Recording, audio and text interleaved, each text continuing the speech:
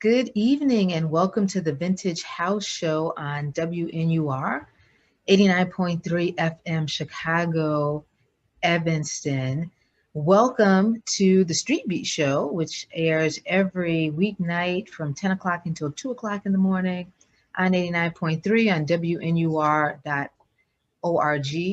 We're in HD as well these days, so we're sort of moving on up and getting stronger signals. So great news for WNUR. Today we are interviewing a wonderful Chicagoan who has a really unique perspective on house and techno.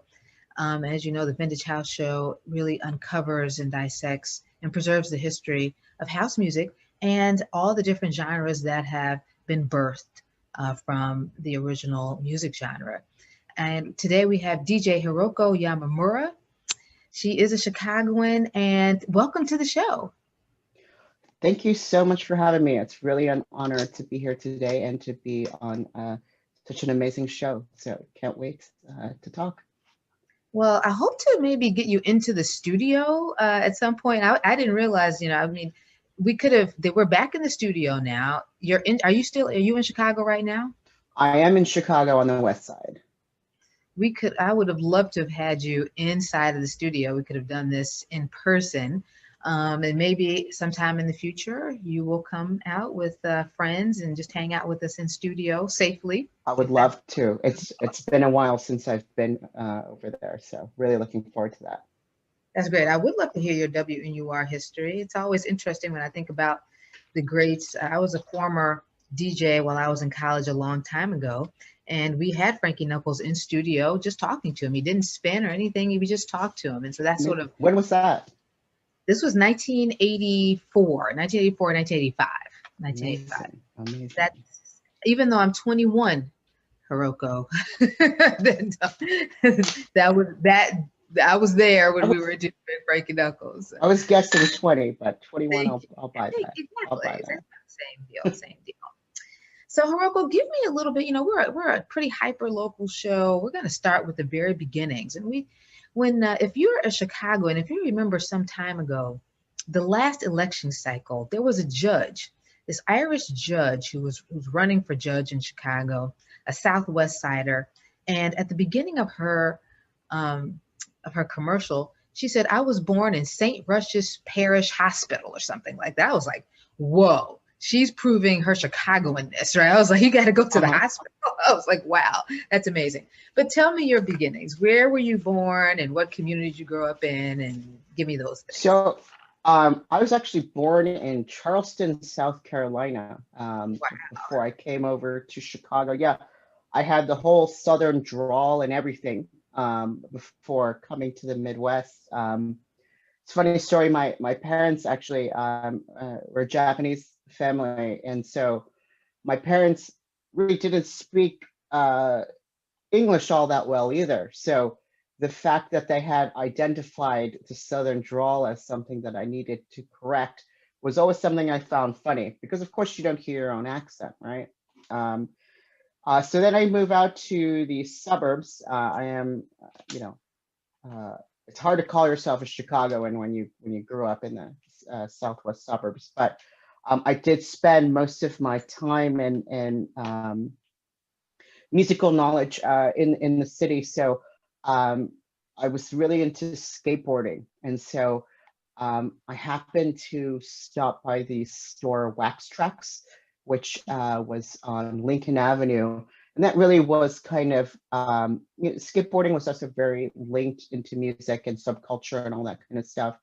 And at the time, like industrial music and Wax Trax was really kind of popping off as a very strong Chicago sound, kind of in tandem with house music and sometimes crossing over. And that's really where I kind of started really thinking about music differently. And it wasn't just this kind of background thing anymore. And it really became part of kind of subculture and how I identified and how I related to the city, because it was very much a Chicago sound at the same time. So, yeah. Interesting. Thank you so much for that detail. What southwest suburb did you grow up in? I grew up in we moved around a lot. So I lived in Western Springs, Hinsdale, and LaGrange Park. So um, kind of not the most interesting places to grow up. So you kind of very quickly look for stimulation and culture and kind of friends outside of there. And luckily, it was one of those suburbs that was near a train line that I could get downtown and um, go do things very quickly. So So you did things exactly like Chicagoans do generally. I mean, what happens is even those who grew up in the city took the L, took the train to wherever it is they had to get to the club, whether it was west, north, south, wherever it was. So we did a fantastic exhibit some time ago at the Old Town School of Folk Music, and it was entitled L Tracks and Alleyways, because that's how you got to the different places, right? And that's how you got into absolutely. some of the clubs too, through the alley, which terribly dangerous. We never should have done that. So, okay, so you suggested that the skateboard culture sort of brought you into a unique and a different music scene than you might have heard. Talk to me a little bit about your family and music. Did you hear a lot of music in your household? Were you exposed to pop music, cultural types of musics? Yeah, so growing up, I kind of did the typical Asian journey and had to play violin against my own will. It's funny. So I did something called Suzuki Method since I was very young, which is a method of not reading music. It's basically they teach you to hear a song and play it back, right? So, uh, and when you start very early, reading music is also kind of possibly a hindrance for people. But it was actually problematic. So I actually never learned to read sheet music because of it. So I continued doing violin into like junior high. And I just pretended that I was reading sheet music because I was able to play things back by ear. And so to this day, I cannot read sheet music. I only play those things back by ear. And because it was something that I was kind of forced into, I rebelled against that pretty quickly. So in junior high, I decided as soon as my parents gave me the choice, it's like, you know what, I'm gonna play guitar instead. So picked up a guitar in high school or junior high, and then never looked back on there. And then later that became drum machines and synthesizers and that whole addiction. So um, and I had two older sisters growing up, and so they also kind of informed me about like 80s music and Duran Duran, and kind of told me what was cool at the time. And when I was in junior high is when like the the whole like shoegaze rock scene was going on, and in England there was all this kind of exciting stuff. And so I also had neighbors that were really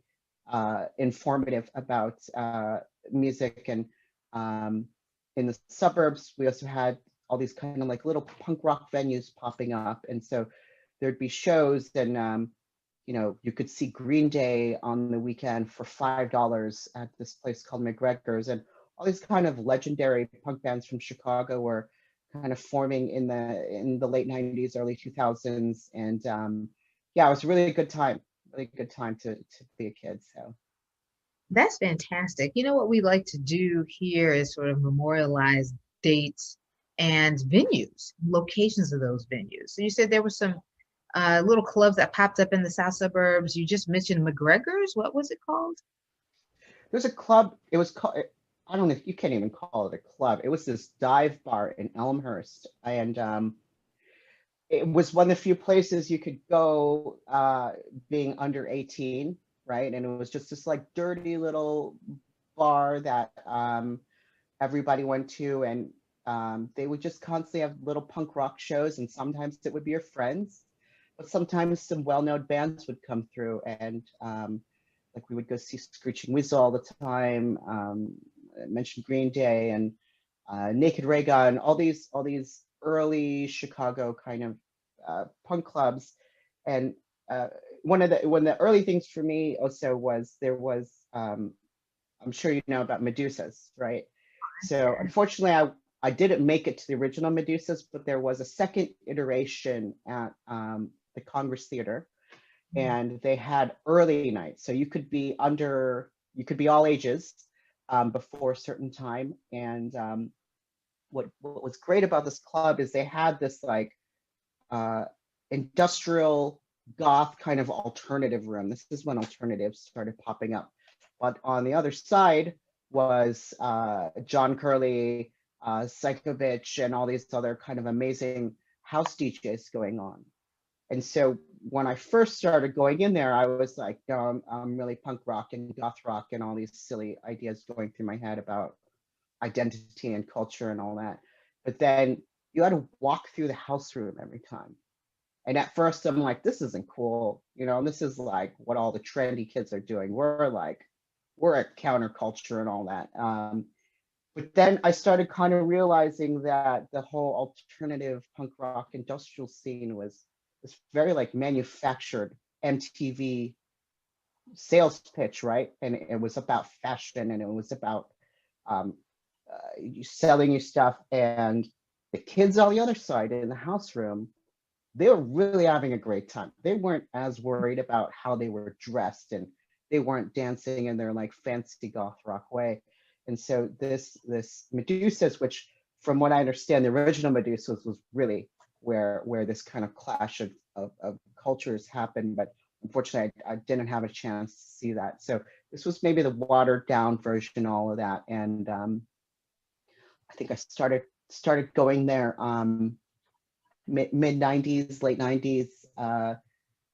My memory is not as great as it should be, but that lasted for a little while. And also in Chicago, there was, I'm sorry, in the suburbs, south suburbs, there was a club called Jubilations that I think it's now the Harvey Expo Center, and I think it's actually turned into a strip club at this point. But back then, it was an all ages club that you could go to. It had like a juice bar license, and there was also a bar club called Off the Alley in Homewood, Tinley area, and that also was an all ages place that played just a mixture of music. And it's something that Chicago just doesn't have anymore. There's no more all ages clubs. So there's festivals, I think, and there's outdoor events, but there's no more like weekly things you can go and drink a soda pop at, and kind of and when you're a kid, you're not going there, of course, to drink liquor. They don't have liquor. The culture is different. So you were stuck to actually dancing and listening to the music. So I think I was very lucky to kind of run into that period, because that just doesn't exist anymore. It's not an outlet for kids now. So it really is too bad. I mean, I don't know what's going on globally. I don't know what's going on nationally here. If there are small clubs in different places, and the Rust Belt or the East Coast, etc. But yeah, there used to be so many places that kids could go that their families felt safe at. Whether it was the roller rink that happened to have house music or music as well. We don't have any of those juice bars anymore. So that, to me, that sounds like an entrepreneurial opportunity for someone, by the way, because we don't have a bunch of house music clubs either. You know what I mean? So there's a whole lot there, so it comes down to this, unfortunately the city changed its laws, and I think it was focused on trying to stop a lot of these events. Like I think after raves and the anti-rave law had happened in Chicago, there was a concentrated effort to shut these bars down that I think really gave people an outlet. And if you ever went to them, none of the kids were drinking. Maybe I'm being a little innocent here, but as far as I could tell, this really was good, clean fun, right? That was focused on music. A lot of the people that I met throughout this time went on and continued in music and were really successful. So I think obviously the imprint of these venues made a big impression on them. So it's just too bad that I think structurally Chicago doesn't support those things anymore, right? They want to have these giant festivals that cost hundreds of dollars, and you don't see the same person twice at them, so you don't make friends in the same way, and you don't kind of form those kind of musical cultural bonds in the same way. So yeah, it's interesting to see now kids that are kind of learning about electronic music and coming through the current offerings or entertainment offerings out there, how that's going to maybe influence them going forward. It really is too bad, but this gives us a great opportunity to bring up the ARC Festival, which you are performing at on Labor Day weekend at Union Park, Yes. which is right on Ashland and Madison, between Madison and Lake or so, or it's a pretty big park, right? So it's right a pretty big park. It's a nice park too. So I definitely want to make sure we mention that, and we'll also talk about the ARC Festival at the end of the show, so folks know where to pick up tickets and where to enjoy your music and others. And we'll talk about some of the other performers who are colleagues and friends of yours, I'm sure. But we're going to go back to that a little bit. So what we were saying. So Sure. I'm just going to back a little bit as it pertains to sort of you personally. So you're in high school. So what high school did you go to? I went to Lyons Township High School. Lyons, I've heard of Lyons. In LaGrange, yeah. It's an interesting place. It's an interesting place. I wish we had more time. I would love to hear what you mean by interesting. But the great thing. I'm sorry. Go ahead. Go ahead. It's funny. It was like when the rave scene was really kind of popping off in the 90s. A significant amount of the people that were involved in producing raves, and they went to the same high school as me. I didn't find out about that a lot later, funnily, but the folks that really kicked off the rave scene as a company called ATP, we all went to high school together. They were maybe 6 years ahead of me or something. So I didn't really know any of them, but later I find out that they went to the same high school. So it's That's kind of cool. I love that. My high school produced a lot of house music powerhouses. Steve Hurley, Lowery Branch is one of my co-hosts. I could go on and on. Guy who's a sound guy for Chosen Few DJs, has been the sound guy for 20 years, 30 years in Chicago, a guy named Dwayne Woods. Went to Lindblom Technical High School, which is in the middle of Inglewood in Chicago on the south side. Were you all friends back then? I was not. Steve Hurley is a little older than me.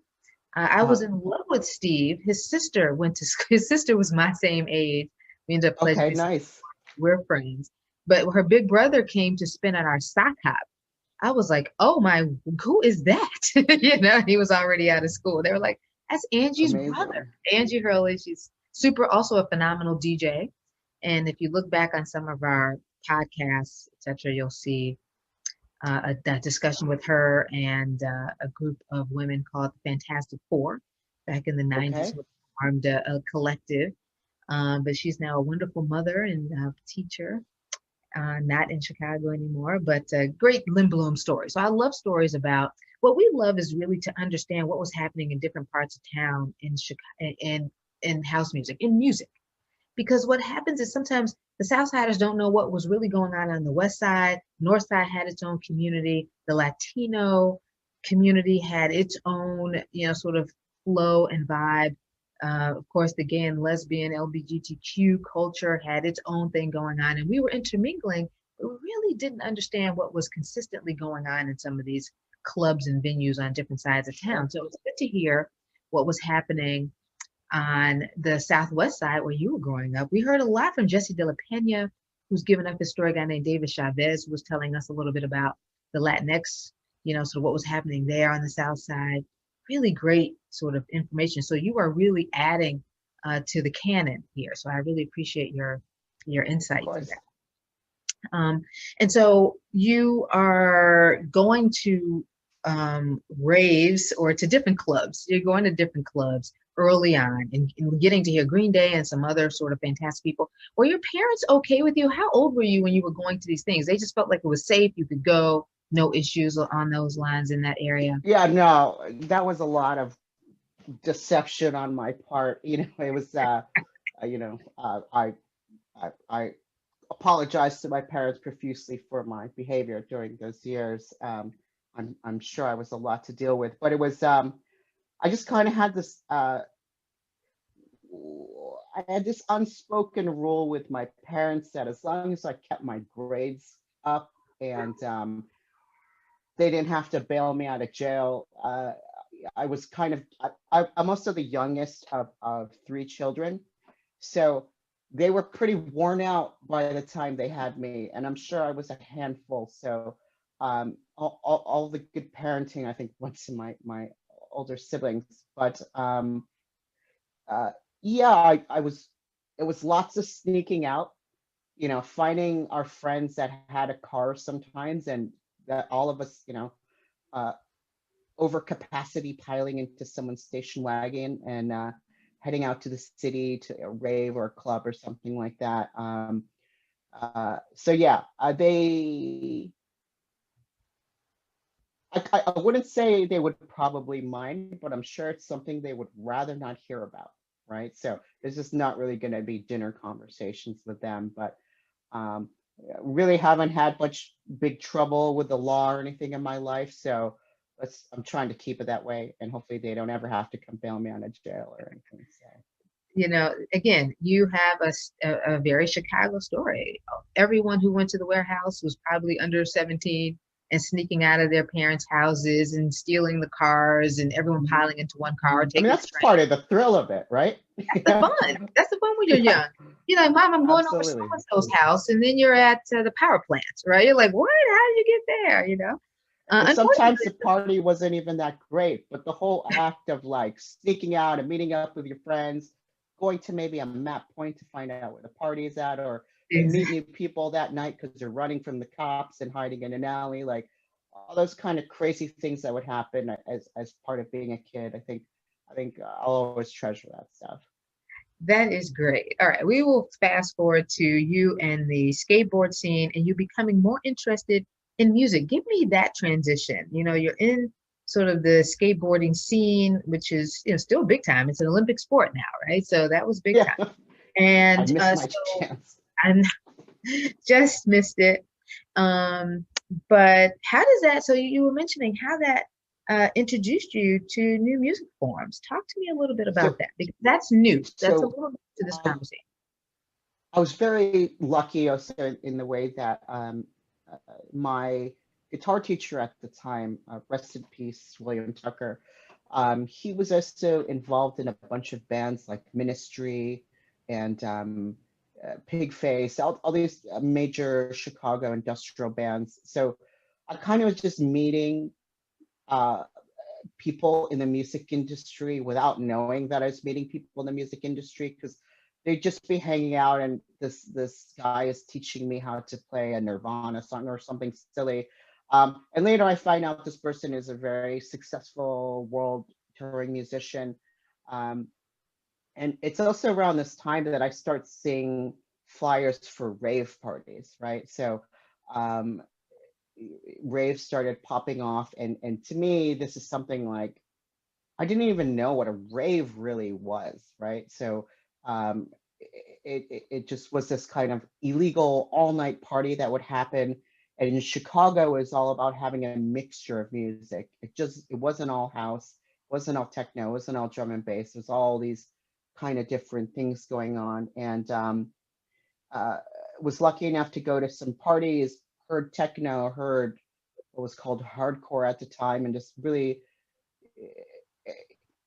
to me, when I'm not sure how much you listen to like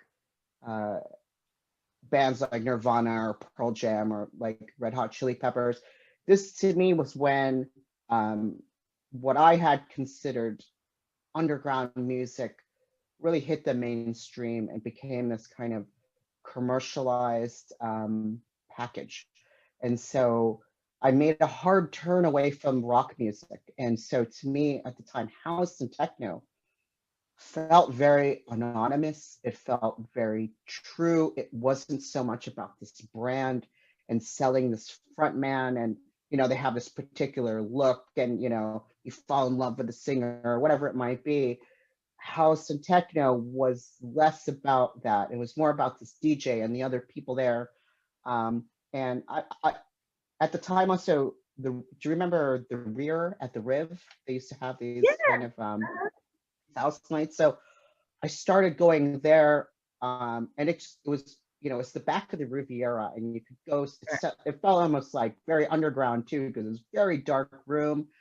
And this is also where I started hearing some of the like legends of house music, and you couldn't even see the DJ in this room, right? Like sometimes they'd have a stage laid out, but most of the time they're kind of off to the side. So this idea of music and the anonymity of it, and it being less about staring at this person on the stage and adoring them, and more about the experience of the whole group. And it became a very social thing for me too. I made a lot of friends, met people, and so that changed my outlook of, and even concept of music. So I was very lucky. Yeah, that's really interesting. I love to hear, again, the different places where you were sort of hearing this music and what you were being exposed to in that time.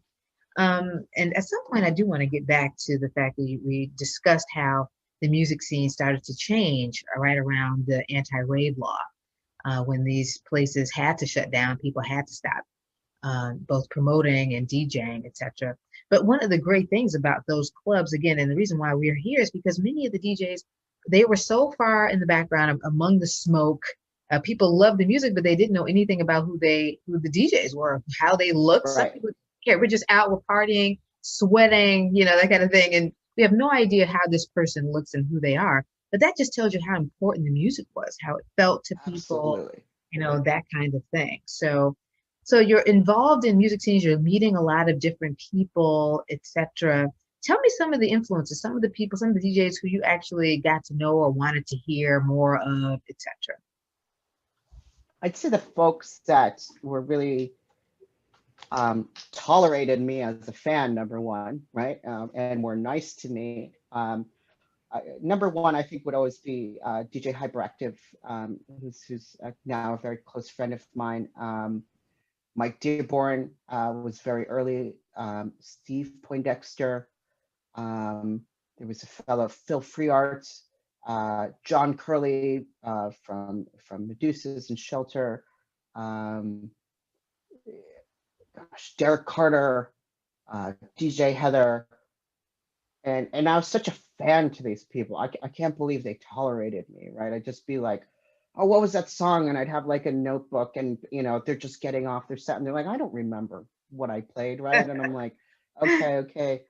Phantom 45 and Danny the Wild Child and Justin Tune, DJ 3D. There were so many, as a party goer, there were so many personalities and great DJs that when you have a good experience with a DJ, and they're nice to you, and they're take that time to kind of tell you about what they're doing, and maybe even explain the music a little bit further. For a while, I didn't necessarily understand the differences in the genres, right? Like it was all kind of one thing to me, and maybe I felt it was different, but even now, I don't necessarily know these sorting lines that a lot of people use, but these DJs taking the time to talk to somebody like me who's probably annoying and overexcited about what they're doing, it made such a huge difference, right? It made me think that, oh, this is a real person. This is something that if I'm interested in, maybe I can take a shot at this, or maybe I could, and you'd be surprised just on the other side how many people might be rude or off-putting, and you're like, I don't want to do that now because this person might act like this, or it seems so unachievable or so distant, kind of. But I think in the Midwest, we really lucked out with some really just kind people that were into the music for the right reasons, and they enjoyed sharing that with people. And I think maybe not everyone had that experience, but I was really lucky to have that experience myself. I think what we've heard as we continue to research is certainly early on, people like my co-host Lowery Branch and Kevin McFall, as sort of pioneers of the music form, they were learning from other pioneers. You know, Andre Hatchett says, "Yeah, let me just go down to my basement and I'll teach you how to play this." Craig Loftus and people from the power plant and the warehouse were like, "Hey, let me teach you these things." So house music has a really interesting history of sort of love, right? So if you want to learn, we're happy to teach you. But then, of course, there's also these rivalries that came across as well. You know, at Oh, some absolutely. yeah. So you have And that that's too. just kind of human nature, though, right? It's like, as much as we try our best, we can do some dumb things and we can do some rude things, and you know, all you can do is try to not, you know, try to not do it when you're aware of it. And at the same time, like, rivalries and tribalism, as much as they are exclusionary, they're also about being inclusive, right? Because we had this group of friends or people that maybe nobody wanted to mess with or nobody gave the time of day. And we went off and we did our own thing. And then 10 years later, it's successful. And so now you want to include us. While Mhm. that's nice and all, there's going to maybe be this feeling of resentment there where you're like, no, you didn't want anything to do with us when this wasn't a profitable thing for you. So we're going Right. to be cautious about that. So, you know, I think one of the things you were actually talking about, the kind of Chicago had its definite like regional things going on, depending on where you lived and where you grew up. There was a sound and a sometimes even a look, and everyone was kind of off doing their own thing, because we really didn't have much internet back then, and what internet we did have was not great. So these pockets of subgenre and everyone kind of doing their own thing was just so common. And now looking back, we have these distinct sounds and distinct things people were doing. So yeah, maybe it was bad that there was a little bit of hating going on between groups and some competition and all those kind of things. And maybe some people were left out or excluded that shouldn't have been. But historically, looking back, we have these very distinct things because of that. So there is some positive out of that. You know, with some rivalries is, you know, Bill's great character, Bill's great DJs, Bill's great whatever it is you're doing. I mean, that competition makes you better. One of the great things about Chicago early house is that there were DJ battles. So you're battling Right. your friends, but you're still You battling. actually had to, yeah. That I love a DJ battle. I'm desperate to have a DJ battle at WNUR. You know, I had a virtual DJ battle, which ended up in our new show called the DJ Spotlight. But I want some in-person DJ battles like back in the day. You know, I Yeah. just that would be so much fun. You know, and just have the It's just, crowd go it's to who so, won. the rules have changed so much with technology and all these things. It's so hard to judge what is better now, though, right? That's Because there's true. you start adding all these things. But I guess all you can do is lay out these you know, like growing up, or not even growing up, especially now, I go back and watch all these kind of DMC battles all the time, right? And see like Rectangle and Executioners and all these kind of scratch DJs, and like what what a battle meant, right? Or even like a cipher between MCs and all this stuff. Um, and it made so much innovation. Like if you, I don't know how much you've watched like DMC scratch battles. Every year they have to top themselves because they know what happened the previous year. And you just got to this point of like ridiculousness where people are just doing like Right. acrobatics and all these things that but as a consumer, maybe not participating in that, what a fun thing to watch, right? It So is fun. It is fun. So who taught you how to DJ? gosh, that's a tough one because you know I'm one of these people that I really thought I knew how to DJ for a little while, like, Mhm. and I was like, oh, what do you? Don't tell me how to do this. I don't need any advice. And man, I was terrible. I just couldn't recognize it. So um, I'd say very early on, Lady D, Darlene, and Mel Hammond were two folks. So in high school, they lived above a store called the Alley on the north side, right? Mhm. And it's funny. I was just talking to Darlene about this. We can't even remember how we met, but I ended up hanging out with them at their house. Mel was in this very cool industrial band at the time, and was producing a bunch of bands early on. And he just kind of introduced me to this idea of beat matching and what that meant, right? And I didn't quite get it. I thought I got it for a long time, but I was also like playing records that shouldn't be played together, right? They just matched in speed, and so I thought, oh, this is DJing, right? And so, um, and then I'd say the folks that really honed me in, I'll give that to DJ Diesel Boy, who's a drum and bass DJ in Philadelphia.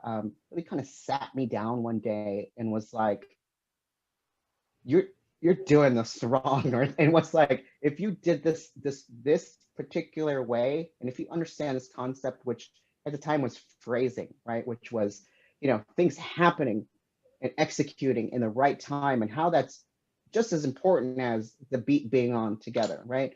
In my Right. head, it was like, oh, the beats need to match up. The beats need to match up. I need to be good at beat matching and do this quickly, which in the end, that's just muscle memory, right? That's not about necessarily about selection, and it's not necessarily about things happening at the right moments, which is so important in music. So, yeah, and it was a lot of people, and it took a lot of people to kind of, and it took a lot of admitting on my part sometimes that I was not doing it correctly, because in my head I was like, oh, yeah, I was just being a jerk, right? So um, I was lucky enough to have a lot of people around me, and a close enough friend group that could really tell me like, hey, you should do this correctly, and corrected me on those things. So um, yeah.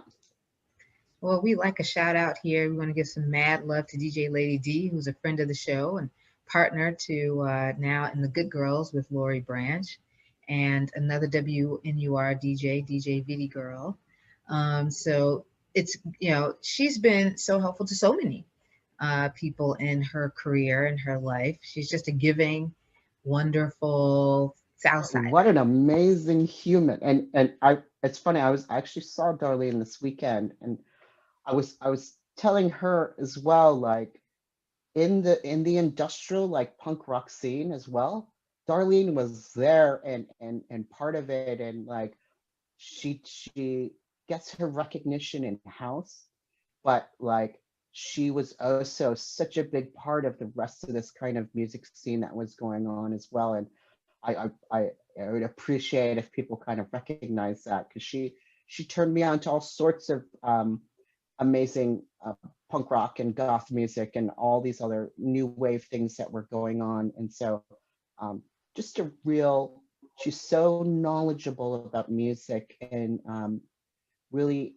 shares with people. And so she's such a pivotal piece of Chicago that I can't express how grateful I am to her, and kind of sharing those things with me. That is beautiful. Thank you so much for sharing that. We know she's a creative and an artist and a historian in her own right. And again, a historian of music. Again, she reaches from all different parts of music to form what she does today, and has informed many people like yourself in, how to sort of blend these different music genres to create something beautiful, So thank you so much for sharing that. We actually did honor her and continue to honor her in a fantastic exhibit that we have called Chicago Home of House, that we just had exhibited at the Epiphany Art Center on Ashland in Amazing. Chicago. And we had a whole section devoted to DJ Lady D. But Amazing. what we might have left out is, again, sort of that industrial punk part of her genre, because we're the Vintage House Show. So we do a lot about vintage house music, right? So we delve into these other genres as it informs, sort of other things, but we don't Absolutely. always. So it's really great that you shared that. So you've been you are really contributing to this music. And what we recognize is sort of we've done a lot to really sort of really memorialize the first wave of DJs, maybe that second wave. But we sometimes, we're kind of lost on, we're trying to interview younger people, footwork DJs, we're really sort of looking into, what we missed in our scholarship here and how some of the younger generations have kept the music going, kept the music alive, because again, people had to leave Chicago in 2000. I think it's the same time though, like there is so many pioneers in Chicago that have not gotten their dues, their Exactly. contributions haven't been recognized. That I any effort that is put towards that is more deserving, I feel, than any kind of this fourth wave stuff that me and maybe my contemporaries are doing, because they were doing things when it really mattered, right? And I'm not saying that being a DJ now doesn't matter, but I feel like back then when they pioneering sounds and really taking risks and really putting things out there, and yeah, it's just made such an impact. So all the time there's folks that um, there were just so many people when house popped off, and even the second wave of house popped off.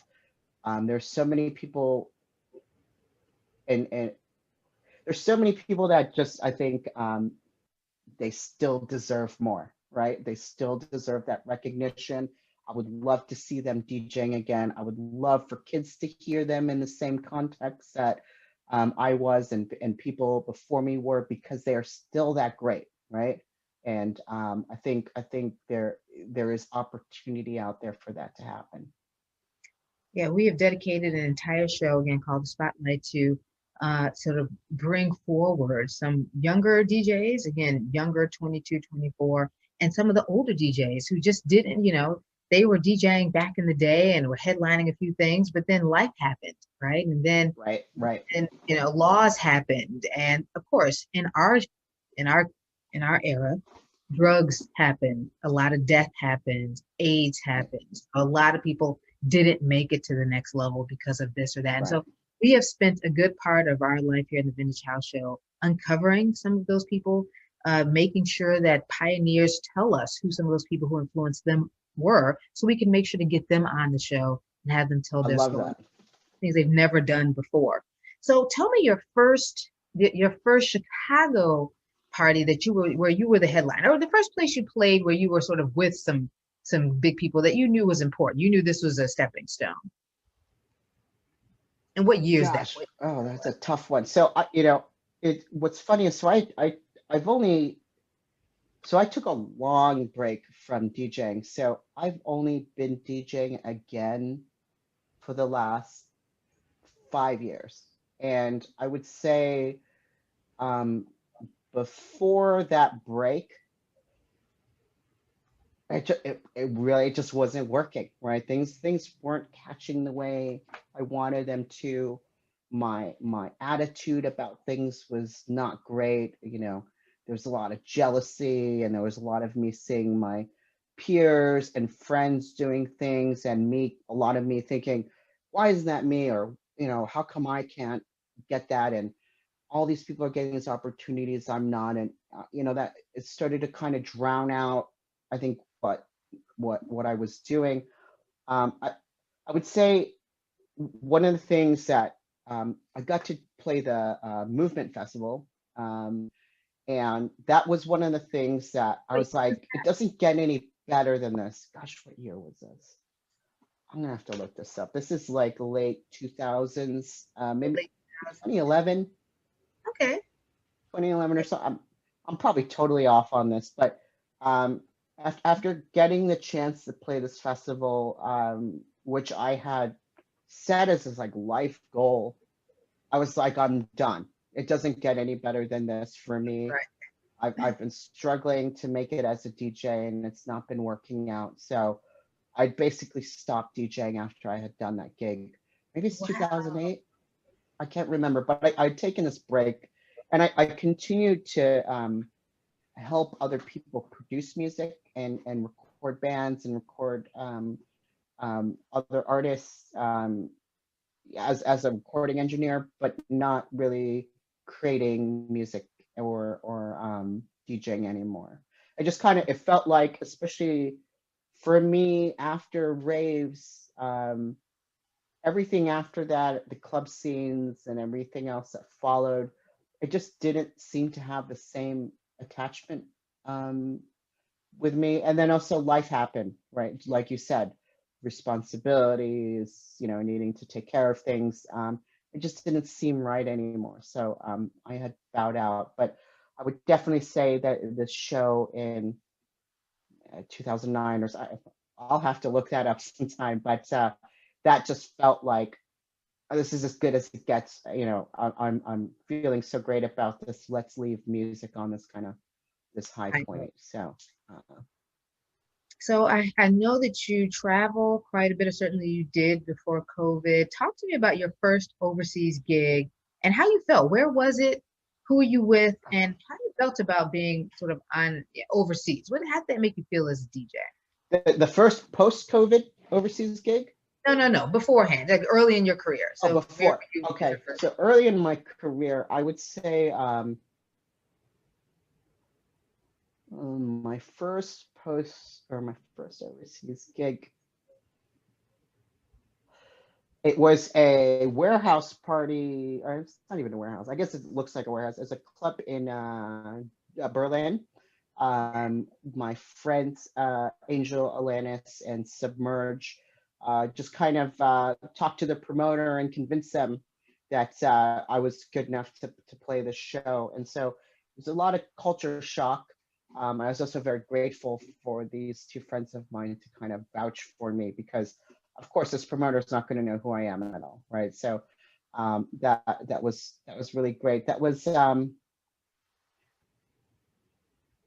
was like probably like 6 years ago, 7 years ago, before I even had really decided to start DJing again seriously. And that was one of the experiences that made me decide to start DJing again. And those two fellas who I've been friends with for a really long time were always kind of encouraging me to start DJing again. And they're like, why aren't you doing this with us? And they're both wildly successful at the time. And I was just like, I want to stay home and play video games and, kind of do that stuff instead. But yeah, luckily I changed my mind.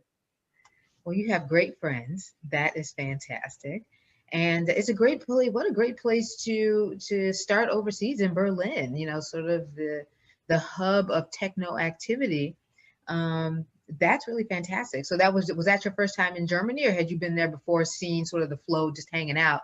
Or did you luckily I'd gone there as a tourist and kind of still maybe snuck off to some parties here and there. So I still was always a fan and listener and consumer of techno and house.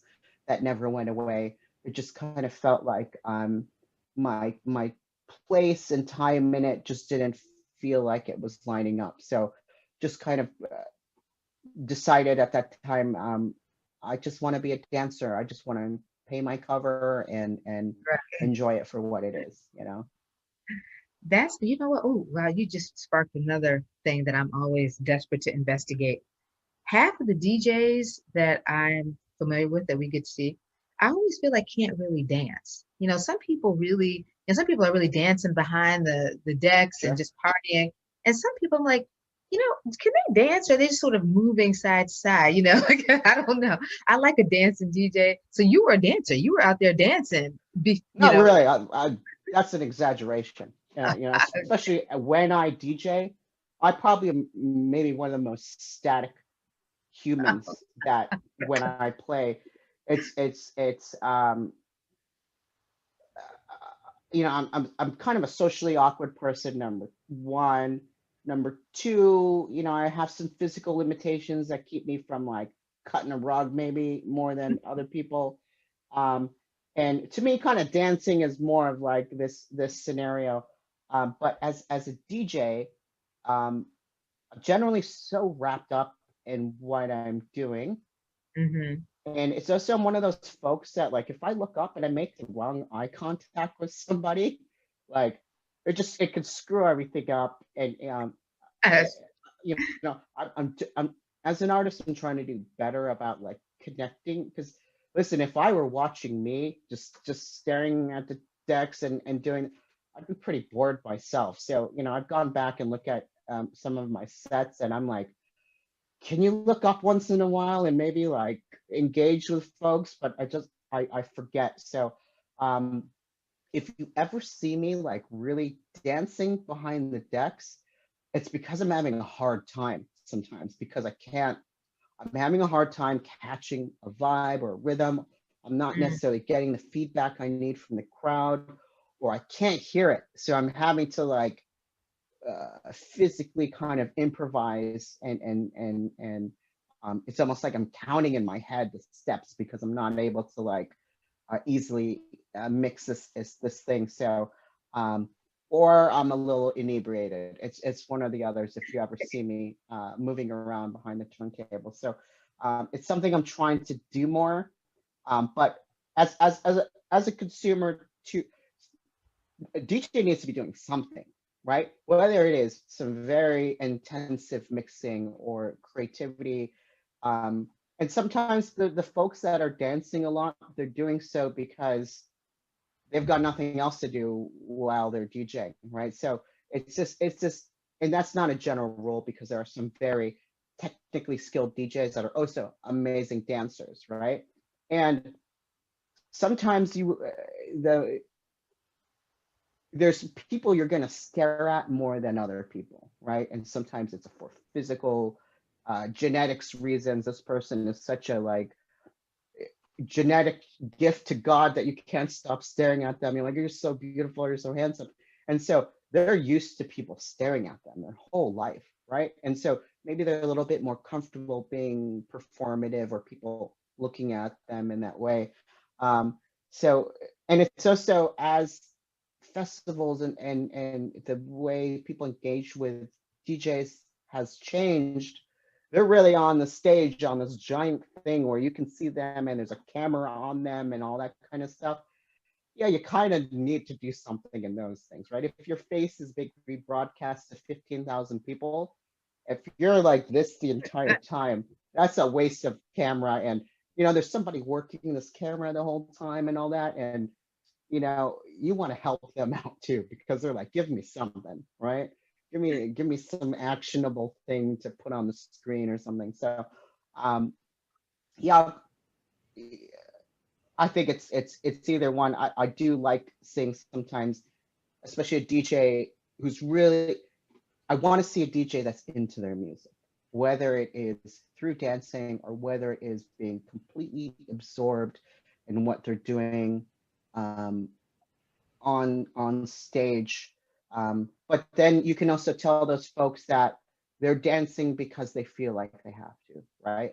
And it's not because they're necessarily really feeling that vibe, right? And it's going to be up to interpretation, right? Your perception of somebody is going to be different from mine, whether or not they're dancing because their manager told them to, or a DJ they look up to dances a specific way and that worked for them. People are smart. They can tell when someone is being genuine or not. And I think it's that you're going to pick up on that from them. So if their genuine state is introverted and closed down and really kind of working on this thing, but me as a consumer, when I'm paying a fee to go to a show, I want to see this artist really into what they're doing, right? If someone is just kind of dialing it in and they're tired because they've been on tour for 3 months and they're kind of like, you know that, right? You can pick up on that. And I don't feel the value for my money as a customer then, right? I'm like, this person doesn't even want to be there, and I can feel that. So why am I paying 100 euros to see them, right? That's not fair. So yeah. Well, it's a new day. It's a new day. Again, some time ago, again, we barely even saw the DJs. They were in a cloud of smoke. They were up high or they were down low. And people were just there Yeah. to hear the music. We knew that DJ brought the heat. and we were there to see it, whether it was Ron Hardy or Frankie or whomever that was. We were just there to enjoy the music. Really didn't care who that person is. Now it is a completely different ball game as techno and EDM have become, more mainstream. This you are a performer. You are the headliner. People want to see you. We want to see pyrotechnics. People want to know about their life. They want to know Right, their exactly. politics. They want to know their alignment. They want to know what they ate for dinner. And maybe back in the day, I didn't want to know anything about you, right? And and most of the time, especially folks that were innovators in their genre, they were the nerdiest people, right? Because they're sitting there learning the drum machine, they're sitting there Exactly. learning this process, and maybe they're not the folks that are like taking that second look in the mirror and making sure they look perfect before they go out the door. So it's become different. I think the pressures are different, and I don't think it's any better or worse, right? Because it's not the artist's fault, right? That I care about their politics or who they voted for, or that's me, right? I'm in my head thinking, I don't like this guy because they voted for Trump. I will never go see them, or whatever it might be. They're going to be who they're going to be, and they're going to live their life as a human. However, but I think in recent times, especially because on the internet information is available and their comments and posts and all these things are out there.